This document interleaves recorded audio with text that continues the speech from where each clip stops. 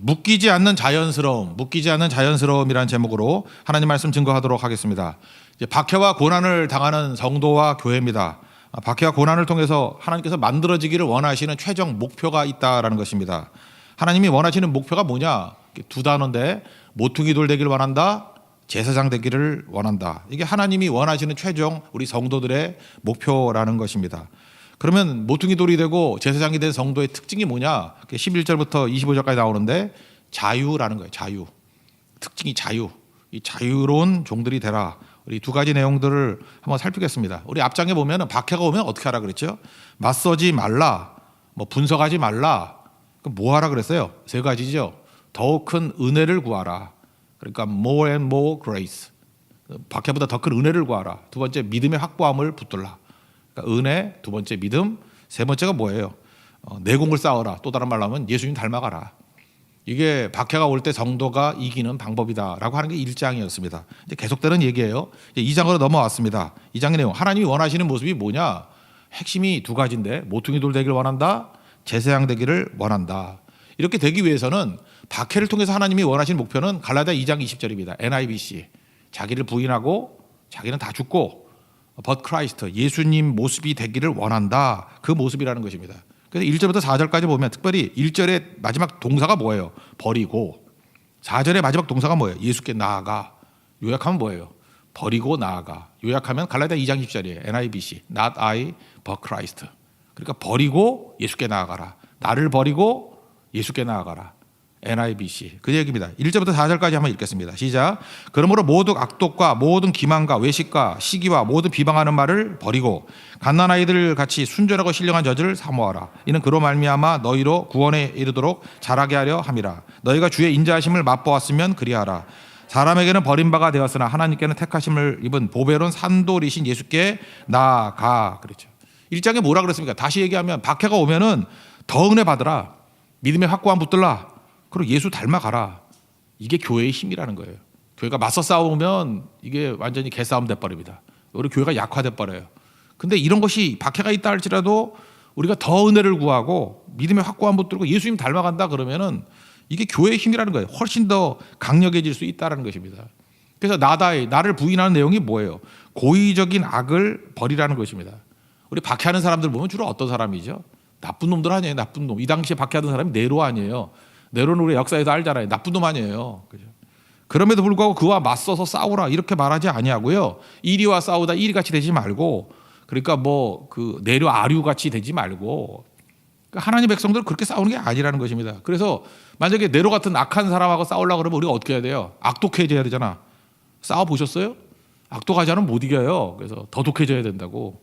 악독 버리래요. 모든 기만, 싸워서 이기려면 속여야죠. 속임수 있어야 되잖아요. 기만술. 그게 병가지 상사 아닙니까? 그죠? 기만술이?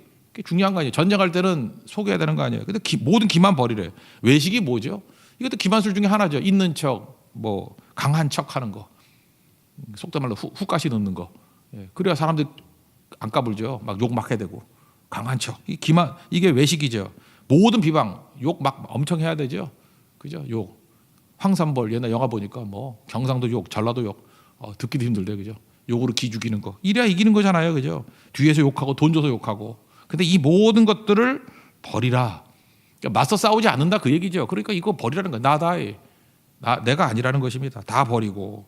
그 다음에 예수님 닮아가는 것을 채우는 게 뭐예요? 예수님이 말씀 아니에요. 그러니까 말씀으로 채우라. 그러면 오히려 성장의 기회가 된다는 거예요. 그래서 핍박과 고난이 올 때마다 자기 다 버리고 말씀 붙들고 갈 때까지 가라 그 얘기죠. 그래서 여러분 이런 게 중요한 겁니다. 어려우면 말씀 붙들고, 또 박해가 오면 말씀 붙들고, 다툼이 오면 말씀 붙들고, 내 마음이 어려우면 말씀 붙들고, 그러면 성장한다는 거예요. 그게 이기는 길이다 이렇게 말하고 있다는 거죠. 다시 말해서 속이 강해지면 승리하게 되는 것이다 이렇게 성경은 말하고 있다는 것입니다. 그러면 어떤 일이 벌어져요? 하나님께서 원하시는 모퉁이 돌과 또 하나님께서 원하시는 제사장 된다. 그런 얘기입니다. 우리 5절 한번 읽겠습니다. 시작. 너희도 산돌같이 신령한 집으로 세워지고 예수 그리스도로 말미암아 하나님이 기쁘게 받으신 신령한 제사를 드릴 거룩한 제사장이 될지니라. 그럼 이제 제사장, 이 모퉁이 돌과 제사장이 되는 게 뭔지를 좀 설명하기 위해서 좀 한번 들어가자고요.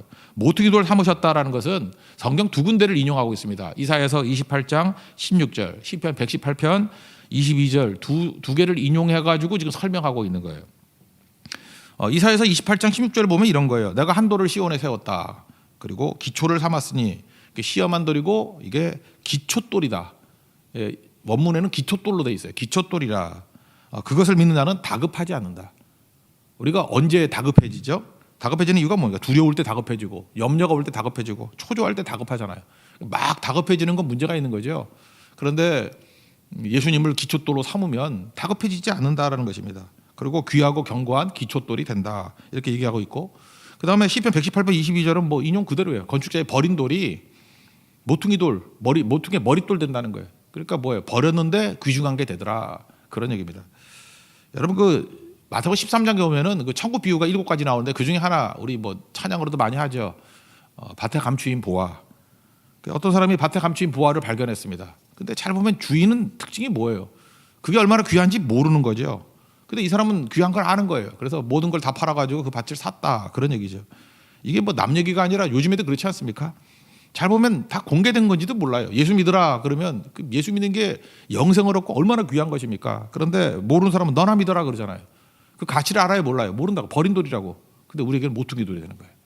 또 하나 그 예배 드리라 그러면 경제 활동이 중요하지 예배가 뭐 중요하냐. 먹고 살 거 다 하고 난 다음에 예배는 사이드로 익스트라로 드리는 거야. 이렇게 생각을 하잖아요. 가치를 모르잖아요. 근데 아브라함이 아브라함 될 수 있었던 이유가 무엇입니까? 가는 곳마다 단을 쌓았잖아요. 예배 드리는 거. 예배가 아브라함 만든 거예요. 믿음이 뭐예요? 예배예요, 예배. 아브라함 같이 되기를 원합니다. 그럼 예배 드리면 돼요. 가는 곳마다 제단을 쌓고. 근데 그 가치를 모르잖아요. 그러니까 버린 돌이 모퉁이 돌 되었다. 기도도 마찬가지야. 엘리야가 뭐라 그래요? 야고보서 5장 보니까 우리하고 성정이 똑같다. 우리가 똑같은 사람이야. 근데 엘리야 대단하잖아요. 근데 엘리야가 대단했던 이유는 뭐예요? 딱 하나예요. 기도 붙든 거라, 기도. 그러니까 뭐 똑같은 사람인데 기도 붙으니까 850명과 싸워서 이기고 역사에 남는 사람, 뭐 성경에 남는 사람이 되는 거 아닙니까? 그 얘기죠. 다 사람들이 버린 돌이었는데 기도 하나 붙으니까 모퉁이 돌 되었다라는 거예요. 예배 붙들고 아브라함 되었고 기도 붙들고 엘리야 되었다. 그러니까 이 얘기는 지금 우리에게도 맞는 거죠. 사람들이 우습게 여기는 것들을 붙드는 것, 그러면 모퉁이 돌 된다는 거예요. 그게 바로 뭐예요? 예배, 기도 그런 거다. 이런 설명을 하고 있다라는 것입니다. 그 얘기가 6절부터 8절까지인데 한번 읽겠습니다. 시작. 성경에 기록되었을 때 보라 내가 택한 보배로운 머릿돌을 시온에 두노니 그를 믿는 자는 부끄러움을 당하지 아니하리라 하였으니 그러므로 믿는 너희에게는 보배이나 믿지 아니하는 자에게는 건축자들이 버린 그 돌이 모퉁이의 머릿돌이 되고 또한 부딪히는 돌과 걸려 넘어지게 하는 바위가 되었다 하였느니라. 그들이 말씀을 순종하지 아니하므로 넘어지나니 이는 그들을 이렇게 정하신 것이라. 그 얘기죠. 예배를 어떻게 보느냐, 기도를 어떻게 보느냐, 예수님을 어떻게 보느냐에 따라서 버린 돌이 모퉁이 돌 된다, 그런 거죠. 그러니까 산티나게 사는 방법이 뭐예요? 여기 보니까 불순종이죠. 그러니까 믿으면서도 말씀 저버리는 거. 그건 부딪히는 돌과 걸려 넘어지는 바위가 된다. 우리 다 예수 믿잖아요. 제발 산티나게 살지 말라고요. 그러면 부티나게 살라 그러면 어떻게 살아야 되죠? 끝까지 말씀 붙들고 갈 때까지 가는 거예요. 그게 믿음의 부요함이죠. 그럼 모퉁이 돌 된다. 그러니까 우리는 다 믿음 붙들면 모퉁이 돌 된다는 것입니다. 말씀 붙들고 끝까지 가는 모퉁이 돌 되시기를 축원합니다. 예수님 붙들고 끝까지 가는 모퉁이 돌 되시기를 축원합니다. 그게 우리의 모습이라는 거예요. 또 하나는 제사장 되게 하셨다는 거예요. 제사장이 하는 일이 뭐죠? 하나님의 놀라운 은혜와 축복을 우리에게 부어주는 통로 아니에요, 통로. 축복의 통로가 뭐 제사장이고 생명의 통로가 제사장이고 구원의 통로가 제사장이잖아요. 천사도 흠모하는 거, 그죠? 제사장하는 게 예배를 드리기 위해서 이렇게 이끌어오는 것도 있지만 뭐 전도하는 거죠, 선포하는 거. 이거 사실 근거가 되는 거는 출애굽기 19장 아닙니까? 이스라엘 백성들을 출애굽하신 목적이 뭐예요? 제사장 나라 만들기 위해서. 그게 뭐예요? 이스라엘을 통해서 온 백성들 구원하고 복 주시기 위한 거. 그게 아브라함의 축복이 이루어지는 과정 아니에요. 출애굽기 19장 5절 6절 뭐 다 알지만 한번 읽어드리겠어요. 너희는 모든 민족 중에서 내 소유가 되겠고 너희가 내게 대해 제사장 나라가 되고 거룩한 백성이 되리라. 너는 이 말을 이스라엘 자손에게 전할지니라. 이 얘기를 그대로 인용한 게 지금 베드로의 고백이죠. 그러니까 뭐예요? 이 출애굽기 19장에 하나님 백성들에 대한 하나님의 선포, 이 출애굽기 19장이 얼마나 중요해요. 그리고 20장에서 십계명 주시잖아요. 이게 바로 너희들이라는 거예요, 너희들. 그리고 이 모든 제사장의 말씀들을 선포하라는 거예요. 선포. 그러니까 축복의 통로가 되기 위해서, 구원의 통로가 되기 위해서 너희를 부르셨다, 그런 얘기입니다. 9절과 10절 다 같이 읽겠습니다. 시작. 그러나 너희는 택하신 족속이요 왕같은 제사장들이요 거룩한 나라요 그의 소유가 된 백성이니 이는 너희를 어두운 데서 불러내어 그의 기이한 빛에 들어가게 하신 이의 아름다운 덕을 선포하게 하려 하심이라. 너희가 전에는 백성이 아니더니 이제는 하나님의 백성이요 전에는 긍휼을 얻지 못하더니 이제는 긍휼을 얻은 자니라. 그러니까 제사장이 할 일이 뭐죠? 건져내는 거예요. 그래서 우리가 제사장이니까 뭐 해주길 원해요? 믿지 않는 사람들을 믿게 만들어서 하나님 백성 되게 만드는 거고, 가만히 있으면 안 되는 거죠. 제사장이 할 일이 뭐예요? 선포하는 거라니까. 선포. 말하는 거예요. 말. 제사장이 입 없으면 어떻게 제사장이 되겠습니까? 그러니까 예수님이 죽은 자 나사로야 나오라 그랬더니 나왔죠. 우리가 할 일이 그거예요. 나사로야 나오라 외쳐야 된다고. 마귀가 제일 싫어하는 게 뭐냐? 마귀가 제일 약하다는 게 뭐냐면 말씀을 외치는 제사장 올 때 제일 두려워해요. 그러니까 마귀가 제일 좋아하는 게 뭐냐면 꿀먹은 버리 같은 제사장 제일 좋아해요. 말하지 말라고. 사도행전에도 그러잖아요. 딴 건 다 해도 된다 그러죠. 말만 하지 마. 그랬더니 뭐라 베드로가 우리는 보고 들은 것을 말하지 아니할 수 없다 하니. 그러니까 마귀가 뭘 하지 말라 그래. 말만 하지 말래. 우리 제일 좋아하는 게 그거죠. 교회가 말만 하면 뭐 하냐고. 삶으로 본을 보여야지. 그거 마귀 메시지예요. 내가 볼 때. 마귀가 제일 좋아하는 얘기라고. 일견 굉장히 합리적인 것 같이 보이고 도덕적인 것 같이 보이고 호소력이 있어 같이 보이는데 만약에 그 말 그대로 성도들이 다 따라한다 그러면 교회 망해요. 마귀만 좋아한다고. 그 메시지가 바로 사도행전에 나오는 메시지였다고요. 그죠? 야, 말만 하면 뭐 하냐? 그죠? 삶으로 보여야지. 아닙니다. 말로 했기 때문에 변화가 된 거예요. 뭐 그때 뭐 초창기에 뭐 제자들이 뭐 이렇게 완벽한 모습이었어요? 근데 막 말씀하고 다니는 제사장 되니까 뒤집히잖아요. 말씀의 힘으로 뒤집히는 거지. 그들 싸웠잖아요. 사도행전 6장에 보면. 근데 말씀 막 증거하니까 뭐 어떻게 돼요? 허다한 제사장의 무리도 굴복하더라 그러잖아요. 말해야 되는 거 말. 그러니까 삶 속에서 여러분들 지금도 막 억눌러가지고 말하지 못하게 만든다고. 그렇다고 막 동네방네 소리 지르면서 다니라는 얘기가 아니라 그냥 드러내라고 예수를. 제사장입니다. 제사장은 말해야 된다는 거예요. 선포해야 된다라는 것입니다. 그 밀턴이라는 사람이죠. 잔 밀턴. 잔 밀턴이 그 청교도라는 거 아시죠? 이 사람이 그 뭐 말씀 자꾸 증거한다고 감옥에 집어넣었어요. 감옥에 집어넣었더니 감옥에서도 계속 말하는 거예요. 그러니까 마귀가 감당을 못하는 거예요. 감옥에 넣었더니 감옥에 있던 사람들, 그 죄인들 아니에요. 이 죄수들 아니에요. 진짜 죄인 플러스 죄수 아니에요. 그들에게 복음 증거 다 예수님을 영접하게 만들었다고. 그러니까 더 증거할 수 없으니까 창가에 대고 막 소리를 지르던 거예요. 예수님에 대해서 막 증거를 하니까. 밀턴이 좀 유명하잖아요. 그래서 밀턴이다 거보다 그래서 사람들이 모여들기 시작해요. 창가. 지금이야 감옥이 떨어져 있지만 옛날에는 감옥하고 뭐 이렇게 바깥하고 연결돼 있었는가 봐. 창가에 사람들이 막 모여들기 시작했대요. 그래서 감옥 안에서 막 소리를 질러서 말씀 증거하다가 그 모여든 사람들 가운데 부흥이 일어났대요. 밀턴 얘기예요. 밀턴의 특징이 뭐예요? 어느 곳에 있든지 서 있는 곳에서 증인된 거죠. 제사장 된 거죠. 그랬더니 불타는 마음으로 증거했더니 엄청나게 많은 영혼들 전하더라. 여러분 지금 뭐 갇혀 있어요. 무슨 방해가 있어요. 장애가 있어요. 제사장이 할 일이 이거라는 거예요. 하나님께서 우리를 부르신 목적이 뭐냐? 다 버렸다 그러는 거. 우리 버린 사람 괜찮아요. 버렸다 그래도. 예수님 말씀 붙들고 예배 붙들고 기도 붙들면 모퉁이에 머릿돌 됩니다. 믿습니까? 그리고 우리 제사장이에요. 제사장이 할 일은 뭐예요? 계속해서 선포하기를 원하세요. 선포. 기이한 빛을 선포하기를 원한다. 그래서 백성이 아닌 자들을 백성되게 만들고 긍휼 얻지 못한 자들을 긍휼 얻게 만드는 것이 하나님의 목표다. 그래서 여러분 누굽니까? 그러면 모퉁이 돌입니다. 예수님 표현이거든요. 모퉁이 돌이에요. 예수님 모퉁이 돌이잖아요. 우리도 모퉁이 돌이에요. 너 누구냐? 그러면 예수님 제사장이잖아요. 우리도 제사장이에요. 그래서 우리의 아이덴티티, 정체성이 중요한 거예요. 내가 누구냐? 그러면 모퉁이 돌입니다. 내가 누구냐? 나는 제사장입니다. 확실하게 붙들은 믿음의 종 되기를 바랍니다. 그러면 두 번째 11장부터는 내용이 뭐냐면 11절부터 이렇게 주님께 속한 자거든요. 이게 우리 찬양 부르죠. 주님께 속한 자라고. 주님께 속한 자의 특징은 모퉁이 돌과 제사장인데 그 사람의 그 특징, 그 내용적인 특징이 뭐냐면 자유라는 거예요. 자유. 자유는 뭐냐? 묶이지 않았다. 또는 조건에 따라서 움직이지 않는다. 그러니까 무조건적이다. 또는 제가 오늘 표현할 때 자연스러운 거예요. 자연스러운 거. 여러분 그 제가 어떤 목회자한테도 그런 얘기를 했어요. 기도 많이 하라고. 그리고 많이 공부하라고. 그러면 설교가 자연스러워질 거라고. 그러니까 자연스러워지는 게 자유거든요. 성령은 우리를 자유케 만들어요. 진리를 할지니 진리가 너를 자유케 한다고. 그리고 기도를 많이 하고 그러면요. 말씀을 또 많이 공부하고 하면은 자연스러워져요. 그게 자유라고 자유. 그래서 뭐 박학다시가다 그런 사람들 보면 어떤 분에서 막 자연스럽게 설명하잖아. 자연스러운 게 뭐예요? 그게 능력이 있고 그게 실력이라고요. 그래서 하나님께서 우리가 자연스럽게 되기를 원한다는 거예요. 묶이지 않기를 원한다는 거예요. 조건에 묶이지 않기를 원한다는 거예요. 그게 자유, 자연스러움 이런 거라는 것입니다. 그래서 11절 이하의 핵심 구절을 먼저 보는 게 되게 중요하다고 했죠. 16절이 핵심이에요. 16절 다 같이 읽겠습니다. 시작.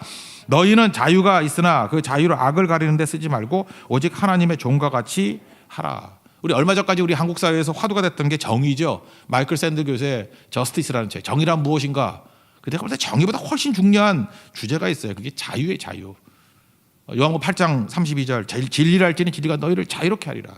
우리가 모퉁이 돌들고 예수님을 믿어가지고 제사장되면은 묶이지 않아요. 그게 자유예요. 조건에 따라 변화되지 않아요. 그게 자유라고요. 자연스러워져요. 그게 자유라고. 그래서 여러분 어떻게 되기를 원하십니까? 그러면 자유예요. 그래서 그 사람이 진짜 제사장이지, 그 사람이 진짜 하나님 앞에서 쓰임 받는 모퉁이 돌인지 그 알기 위해서는 그 자유를 보면 알아요. 저는 자유가 뭐죠? 자유 반대말이 돈 주면 잘해. 돈 주면. 그때 우리는 마음이 아프죠. 아니 하나님의 백성들이 이 돈 때문에 움직이네. 그러니까 돈에 묶여 있는 거죠. 실제로 그래. 어떤 사람 보면 하나님의 영광이 드러나야 되잖아. 근데 돈 주면 잘하고 돈 없으면 막 낙심하고. 또 뭐죠? 이렇게 누가 보면은 잘하고 안 보면 대충 하고. 그게 자유가 없는 거죠. 그렇지 않아요? 그 뭐 사람의 시선이라는 거에 묶여 있는 거잖아. 돈이라는 거에 묶여 있는 거잖아요. 그러니까 예수 그리스도의 종들은 이게 자유롭기를 원하신다. 그게 영광이에요. 영광. 어떻게 하면 영광스럽죠? 자유의 자유, 자연스러움. 그런 게 꼭 있어야 된다는 것입니다. 오늘도 보세요. 여기 주로 그냥 대충 읽으면 우리가 좀 이해하기 좀 힘들어. 왜냐하면 뭐 위에 있는 사람에게 순종하라, 복종하라 뭐 이런 거예요. 그러면 여기 반골 기질 있는 사람들은 그러죠. 아니 뭔 소리야? 우리가 프로테스탄트인데 저항하고 대들고 하는 게 우리 전통인데 성경 잘못하도 한참 잘못한 거예요. 그거 아니거든요. 내용이 뭐냐 하면 이거예요. 여기 보면은 당시에 황제가 네로라 그랬죠. 나쁜 놈 아니야. 나쁜 놈한테도 순종하라. 총독에 순종하라. 이게 우리 기분 좀 상하잖아. 그죠? 근데 왜 이렇게 할 수 있냐면 우리는 자유롭기 때문에 그렇다라는 것입니다. 그러니까 상대의 조건에 묶이지 않아요. 우리는 그러죠. 주로 거울 같다고. 네가 잘해주면 나도 잘해주고 네가 농떼기 치면 나도 농떼기 치고 그런 거죠. 그게 사실 잘난 게 아니고 묶여 있는 거잖아요. 그 사람은 좋은 사람만 만나야 좋은 사람 될 거 아니야. 나쁜 사람 만나면 개차반 될 거 아니야. 그게 무슨 자유야. 예수님께서 우리 구원해 주셨을 때 우리가 아직 죄인 됐을 때 우리 위해서 죽으셨다 그랬잖아요. 예수님은 자유로운 분이죠. 그죠? 우리 조건에 관계없이 우리를 구원해 주시잖아요. 우리 창세기 15장도 마찬가지죠. 하나님께서 아브라함과 계약을 맺을 때 하나님이 친히 탄후 횃불로 지나가셨죠. 자유로운 분이죠. 아브라함의 조건에 관계없이 내가 너를 구원해 주리라. 나를 건져 주리라. 이게 자유라고요. 자유만큼 강한 힘 이런 건 없다라는 것입니다. 그래서 나는 메아리가 될 거야. 네가 외치는 대로 그대로 할 거야. 그거 자유 아니에요. 나는 거울이 될 거야. 네가 하는 대로 해줄 거야. 눈에는 눈, 이에는 이. 그게 무슨 자유예요. 자유 아니라는 것입니다. 그래서 조건에 관계없이 그걸 무조건적인 사랑, 그래서 아가페 그러잖아요. 그리고 자유, 이건 능력이에요. 능력. 조건에 관계. 그래서 우리 부모들이 보통 자녀들에 대해서 자유롭지 않아요? 자유가 뭐예요? 자녀가 뭐 착하면 잘해주나? 망나니 같은 놈도 잘해주지. 부모는 사랑하잖아. 그게 자유의 자유. 그래서 예수 그리스도를 믿는 사람들은 자유 가운데 살기를 원하신다. 그런 얘기입니다. 그런 관점에서 이거 자유 관점에서 한번 읽어보세요. 그럼 이게 다 납득이 된다고. 13절부터 15절까지 한번 읽겠습니다. 시작. 인간의 모든 제도를 주를 위하여 순종하되 혹은 위에 있는 왕이나 혹은 그가 악행하는 자를 징벌하고 선행하는 자를 포성하기 위해 보낸 총독에게 하라. 그 선행으로 어리석은 사람들의 무식한 말을 막으시는 것이라. 이렇게 할 수 있는 이유가 뭐예요? 우리는 주 안에서 자유롭기 때문에 그렇다라는 것입니다. 그래서 사랑할 때도 무조건적인 사랑이에요. 뭐 내 기분에 맞고 내 기준에 맞고 그런 게 아니고 그냥 사랑하는 거예요. 그냥 존경하는 거예요. 이 17절 한번 읽겠습니다. 시작. 무사람을 공경하며 형제를 사랑하며 하나님을 두려워하며 망을 존대하라. 이거 뭐예요? 그 사람의 자격 조건에 관계없이에요. 그러니까 보는 데서 잘하고 안 보는 데서 잘하고 이런 게 아니라는 거예요. 그냥 하는 거예요. 그냥. 그리고 돈 주면 잘하고 돈 없으면 안 하고 그게 아니라 그냥 하는 거예요. 그 사람이 자격이 있으면 잘하고 자격 없으면 안 하고 그게 아니라는 거예요. 하나님의 종이기 때문에 그렇게 한다는 거예요. 우리는 자유죠. 자유. 자유란 말만큼 무서운 말이 없죠. 그래서 그 다음에 나오는 얘기가 또 뭐냐면 십자가의 길이 사실 자유의 길이라는 거예요. 우리 이 땅을 살아가면서 부당한 고난 당하면 막 열받잖아요. 근데 부당한 고난 당하라는 거예요. 그 십자가의 길이다. 또 하나는 뭐예요? 선을 행함에도 불구하고 당하는 고난. 선을 행하면 우린 대가를 바라잖아. 내가 잘못한 게 뭐 있어? 뭐 이러잖아요. 근데 그럼에도 불구하고 그 길을 가는 게 중요하다는 거죠. 우리 그 작곡하는 그 자매 손민혜 자매 있잖아요. 이제 손민혜 자매하고 대화를 나누는 가운데 그랬어요. 저는 놀리고자 하는 얘기였는데, 야, 손씨 중에 뭐 유명한 사람이 있냐 그랬더니 말을 못 하더라고. 뭐 손씨 중에 유명한 사람이 있냐 그랬더니 뭐 기껏 나오는데 손오공 그래. 손오공이 뭐 지금 우리나라 사람이냐 내가 그랬지. 근데 손씨 중에 유명한 분이 계세요. 손양원 목사님. 정말 존경스러운 분이죠. 이분의 특징이 뭐예요? 자기 아들 죽인 사람을 양아들로 삼았잖아요. 복수 아니죠? 이게 뭐예요? 이거는 진짜 복수보다 무서운 힘 아니에요? 진짜 무서운 힘 아닙니까? 손양원 목사님에서 이 베드로전서 2장의 표현에 의한 설명을 한다 그러면 그분은 진리를 알지니 진리가 너희를 자유케 하리라. 자유로운 분이에요. 자유를 붙든 분이라고. 이게 무서운 거죠. 여러분, 우리 성도들이 다 세상에서 정말 두려워 떠는 무서운 사람 되길 원합니다. 자유하십시오. 자유하는 하나님 백성들은 축복이 임하기를 바랍니다. 그런 관점에서 우리가 여기 보니까 부당한 고난 또는 선을 행하면서 당한 고난에 대해서 우리가 자유로운 백성들이 이렇게 살아야 된다는 걸 보여주고 있습니다. 18절부터 21절까지 그런 관점에서 쭉 읽으면 이해된다고 생각합니다. 읽어봅시다. 시작. 사환들아, 범사에 두려워함으로 주인들에게 순종하되 선하고 관용하는 자들에게만 아니라 또한 까다로운 자들에게도 그리하라. 부당하게 고난을 받아도 하나님을 생각함으로 슬픔을 참으면 이는 아름다우나 죄가 있어 매를 맞고 참으면 무슨 칭찬이 있으리요. 그러나 선을 행함으로 고난을 받고 참으면 이는 하나님 앞에서 아름다우니라. 이를 위하여 너희가 부르심을 받았으니 그리스도도 너희를 위하여 고난을 받으사 너희에게 본을 끼쳐 그 자취를 따라오게 하려 하셨느니라. 핵심이 뭐예요? 우리는 모퉁이 돌이고 우리는 제사장인데 어떻게 살아야 돼요? 자유롭게 살아야 돼요. 묶이지 않고 살아야 되고, 그죠? 어떤 의미에서 조건에 따라서 행하는 그런 인생이 아닌 인생, 자연스러운 인생을 살아야 된다 이렇게 얘기해요. 그리고 마지막 결론인데 예수님도 그렇게 살았잖아. 할 수 있어, 그런 얘기죠. 예수님 닮아가길 원한다면서요? 예수님 그렇게 살았잖아. 예수님 따라가면 그게 강력한 힘이고 그게 십자가의 능력이고 승리하는 길이야. 예수의 길이야. 그걸 말하고 있습니다. 22절부터 25절까지 읽겠습니다. 시작. 그는 죄를 범하지 아니하시고 그 입에 거짓도 없으시며 욕을 당하시되 맞대어 욕하지 아니하시고 고난을 당하시되 위협하지 아니하시고 오직 공의로 심판하신 이를 이에게 부탁하시며 친히 나무에 달려 그 몸으로 우리 죄를 담당하셨으니 이는 우리로 죄에 대하여 죽고 의에 대하여 살게 하려 하심이라. 그가 채찍에 맞음으로 너희는 나음을 얻었나니 너희가 전에는 양과 같이 길을 잃었더니 이제는 너희 영혼이 목잡아 감독 되신 이에게 돌아왔느니라. 와, 저는 이게 중요하다고 생각합니다. 이 예수의 길을 걸어가면요, 이 자유로운 길을 걸어가면 정말 강력한 교회가 되고 강력한 성도가 될 것입니다. 이거 사실이 약한 게 아니에요. 이거보다 중요한 게 있어요. 그래서 여러분들 혹시 고상하게 설명한다 그러면 이거 이렇게 말하고 설명해 줄 수 있으면 참 좋겠어요. 어떤 사람 되기를 원합니까? 자유로운 사람 되길 원합니다. 탈북하라 그런 얘기가 아니에요. 자유로운 사람 되길 원합니다. 그럼 물을 거 아니에요. 자유가 뭐야? 설명해 주세요. 이게 자유예요. 예수님의 길이 자유의 길이고 난 예수님 닮기를 원해. 설명하는 그런 하나님 백성 되기를 원합니다. 성령 충만하면 자유로워집니다. 자연스러워지고 묶이지 아니하고 상대에 따라서 행동이 바뀌지 않아요. 나쁜 놈 좋은 놈 이런 거 갖고 따지지 않아요. 그냥 그 길을 걸어갑니다. 그게 자유의 길입니다. 그래서 서 있는 그곳에서, 지금 내가 서 있는 그곳에서 자유로운 인생 살아갈 때 그게 하나님 경배하고 영광 돌리는 길이라는 것을 믿고 그 길 걸어가는 하나님 종 되기를 축원합니다. 자리에 세련하겠습니다. 나를 통하여 찬양하겠습니다.